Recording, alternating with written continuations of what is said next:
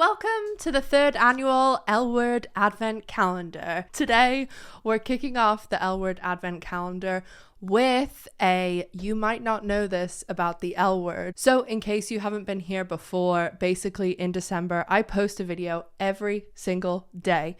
And I'm going to do a couple of these across December so that we can get all of our you might not know this about the L word videos and facts out. So without any further ado, let's get right into it. So to start off with, did you know that Kate and Leisha's podcast Pants is actually the second podcast that they've done together? Coming soon is, in case you're even interested, it's going to be an opportunity where you can submit questions and Leisha and I will answer them for you.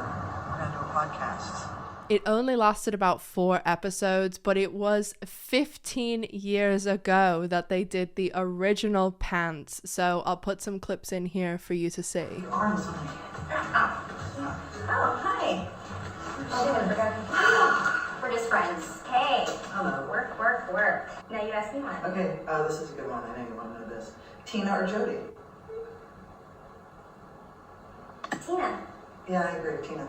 So next up, we're going to be discussing the demise of one of the most beloved characters from the L Word, and that is, of course, Dana Fairbanks. So I've talked about this a little bit before, but basically in season 3, well, just before season 3, the Showtime network told Eileen Chaikin that she needed to cut down one series regular from the show, and the character had to be killed off. So it was being decided between Dana and Tina.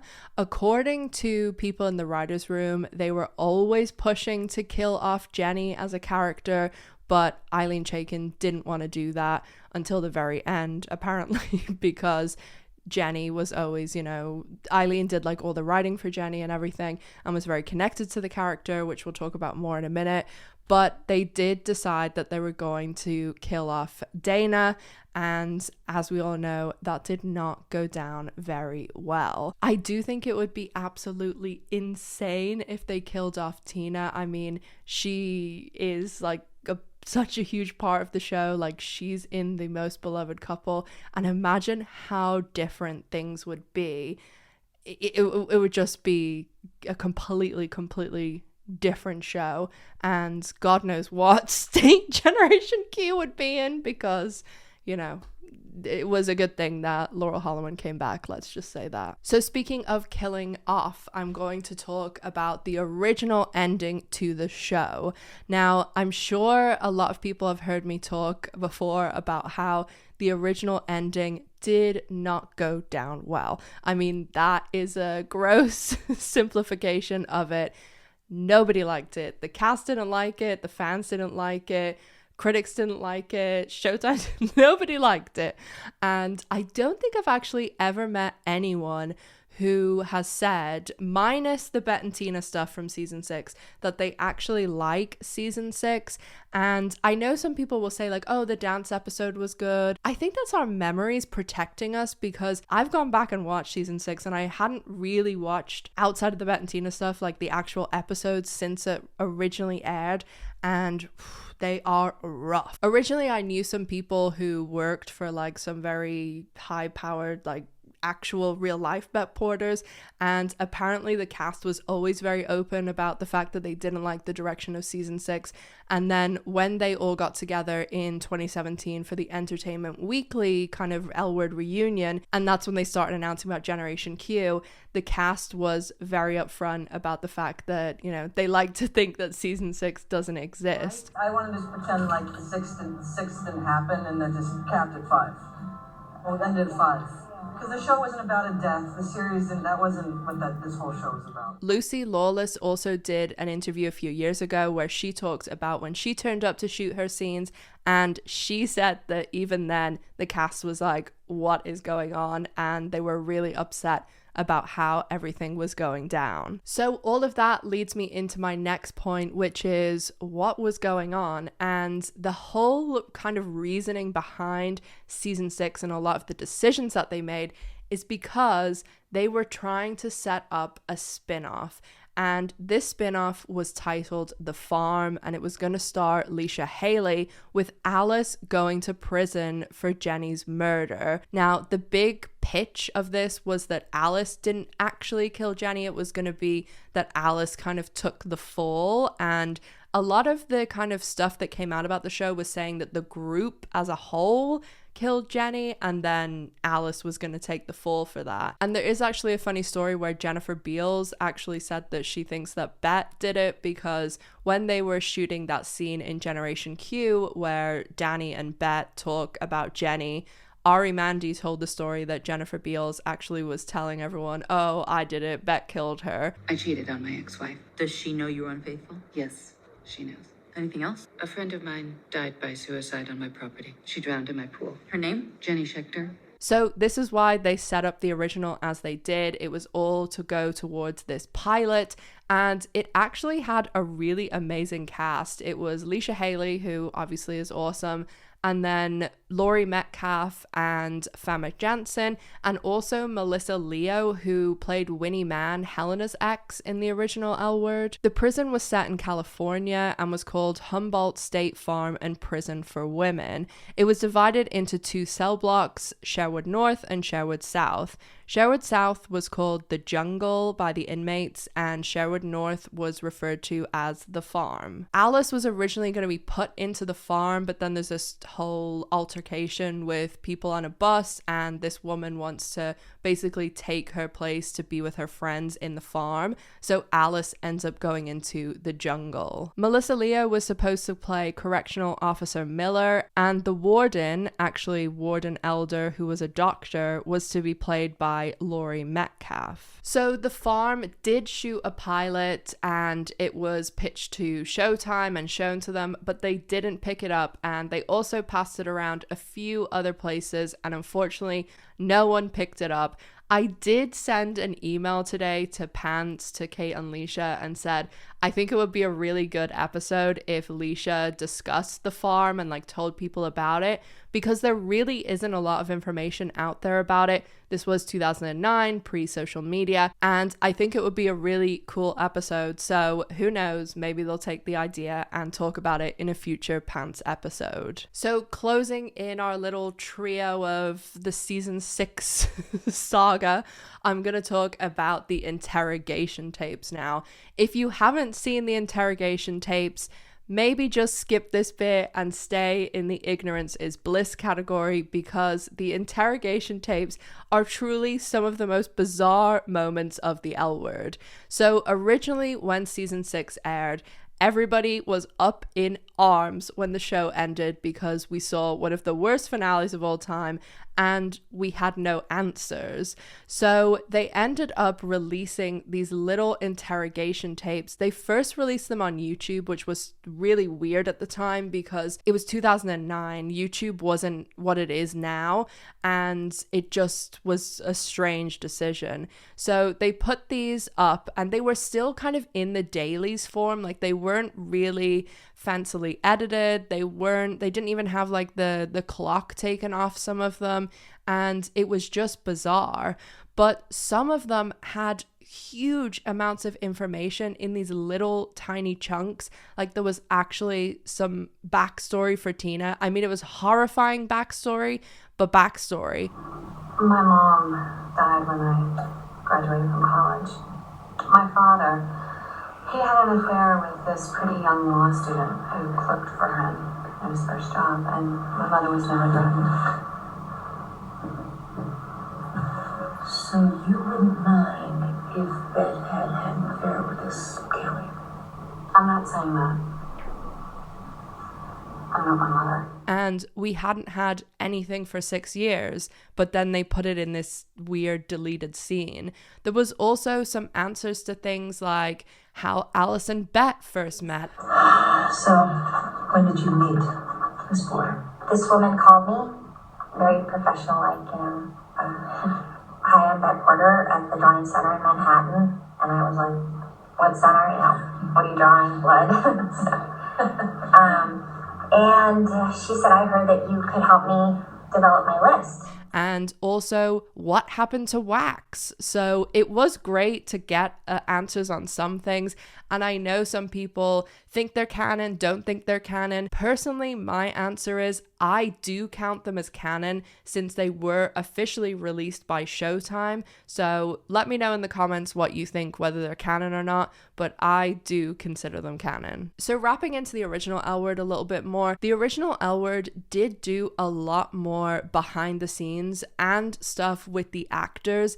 I still will never ever understand why Generation Q doesn't do anything, and they only release these little like edits of scenes and stuff, kind of like fan cams, which we got better fan cams from fans. So I don't understand why they do this when fans do that, because that's what we have. We have the episodes, we have the fan cams, and there's some super talented people that make the most amazing edits, and they're kind of making okay ones. So why would you, who has the access to everything, why would you do something that the fans are already kind of doing better? So it just really, I cannot compute how you spend all this money and time on a show and then you can't go like a day or two and film some behind the scenes stuff. I mean, look at some of these great interviews. Okay, the quality isn't great because they're like 15 years old, but these interviews that they used to do with like Eileen Chaikin, Jennifer Beals, Laurel, holloman, Kate, Leisha, everyone, it was so much better and people loved them. I remember going to Jamie because I had this really hard time with it because it looked as if Tina was going in and just kind of confessing all her regret and all her sins, but I knew reading it that it wasn't that large, that it was a moment where the window opened and she was vulnerable with Bette. And it was a really tricky scene because I had to keep some of the cards close to my chest. And I don't think she went over there. That's what I was going to ask. At all to say what she said. I think she went over there to talk about her problems with Jenny in the script and her job problem. And when Jodie signs to Angelica and Angelica signs back, it's almost like it washes over Tina, like it washes over her whole being at that point. Bette and Tina are going to be more than what they are now. If not, why have them both order Cobb salad at the same time? Did I do that, Jennifer? What is the intention behind that scene at the Outdoor Cafe? I think that was a Laurel and Jennifer decision. I will never understand why they don't give us something.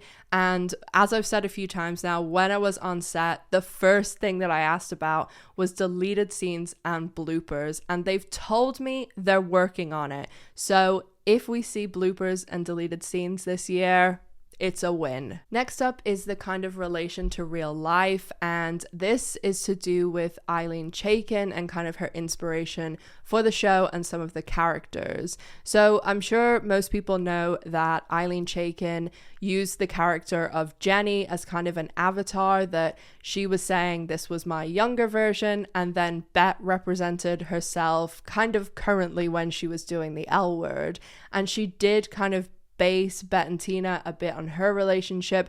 I believe that she'd had twin girls, and then the whole thing was supposed to be her balancing her love life and being a very successful television creator, producer, writer, etc. Eileen also used the story of Jenny and Marina from inspiration from her own life, as when she moved to LA as a young writer, there actually was an affair that happened with an older cafe owner. And I think that's super interesting. And I personally think that it's great when people pull things like that from their real life and dramatize it a little bit, because some of the best stuff from the original L Word, in my opinion, is the les girl stuff. I really love the L Word when it's being like this little funny meta poking fun at itself, and we have seen hints of it in season 3, like where Bette and Tina are talking about, oh, we got greenlit for season 9.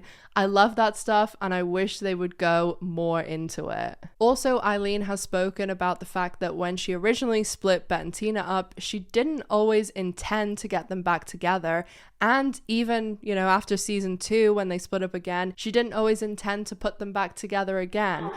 Some of you know that wasn't always my plan to keep Bette and Tina together. But what can I say? We're almost 20 years on from the L Word pilot, and Bette and Tina are back together, so all is right with the world once again. Speaking of real life inspiration, there is actually a real life version of the chart.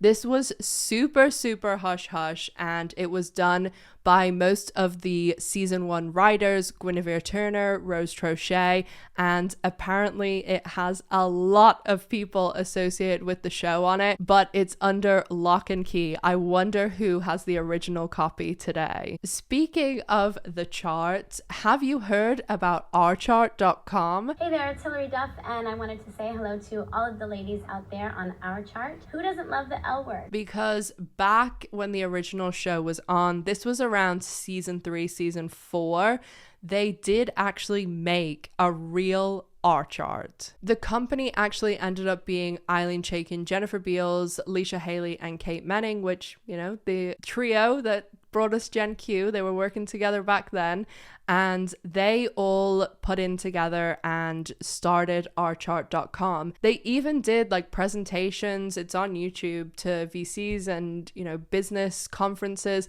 to get funding. And at the same time, I do think this was a brilliant idea, but the one thing that they should have taken away that was in the show was this whole aspect around putting who you were sleeping with, because people don't want to put who they're sleeping with on a public website. I think if they would have used it just like a social media app, then it could have been absolutely fire, because this was around 2006, 2007, maybe at the latest. We had Facebook, that was it. And at this stage, you still had to have a .university edu email address to use Facebook. And also, I think they dropped the ball a bit here too, because if they did what they were supposed to do, which was start it and build it upon L Word fans with doing like behind the scenes, deleted scenes, interviews, podcasts, all that stuff, the whole way you build anything is to absolutely niche down. I mean, I'm speaking from experience here, because if you would go into YouTube and just start posting random crap, nobody's going to be able to keep up with that. Nobody's going to want to subscribe because it's just random stuff constantly. You have to niche down as small as possible. I didn't go in and start posting like lesbian content. I went in to a niche lesbian community, to an even smaller niche, which was the L word. So you start off as niche as possible and keep growing. How many times can I say niche? But bottom line is, ourchart.com did have potential, and the ads are so funny to look back on now, because really it launched, they pushed it on the show a bit, but it really didn't go anywhere because they just stopped putting any content up, and people lost interest quickly because people didn't want to put who they were sleeping with, and then when there was no extra content, it was kind of like, what's the point? Ourchart.com. Oh my god, it's so much fun. You don't know what you're missing. Yeah, no, it's like a social networking site for lesbians. Now, life imitates art as Ourchart.com moves from the TV screen to the computer screen. It's the first time TV and the internet have sort of come together and acted as a launching pad for a social networking site. Check out Ourchart.com now. And finally, some of the original L Word writers ended up making a play based on the experience of writing the L Word, and it was called Sweeping the Nation. A reading for this was done in May 2006 in New York, and Kate Moennig actually went to the reading and participated. Also, Sarah Paulson played the character of Shane in this play. Although a different group of people did this, last year there was the start of the L Word Christmas Carol, and this was a group of writers who wrote an L Word Christmas Carol, and they had all the characters and things like that. Actually, Kelsey, who used to run the L Word Generation Q social media accounts, she played Dana in last year's L Word Christmas Carol. But if you missed it last year, they're doing it again this year. Several invites have been sent out to current L Word Generation Q cast members, so you never know who may turn up at this year's L Word Christmas Carol. I do believe it's December 15th at Joe's Pub in New York, but I will post about it on my Instagram, so make sure you're following me over there. That was our little things you might not know about the L Word and day one in our L Word Advent Calendar. Make sure you're subscribed and following me over on social media to stay up to date with everything. I have a Patreon, a merch store. Everything that's possible is linked in the description box down below, so make sure you're subscribed and make sure to come back tomorrow for day 2 of the L Word Advent Calendar. As always, make sure to stay safe, take care of yourselves, and I'll see you in the next one. Bye, guys!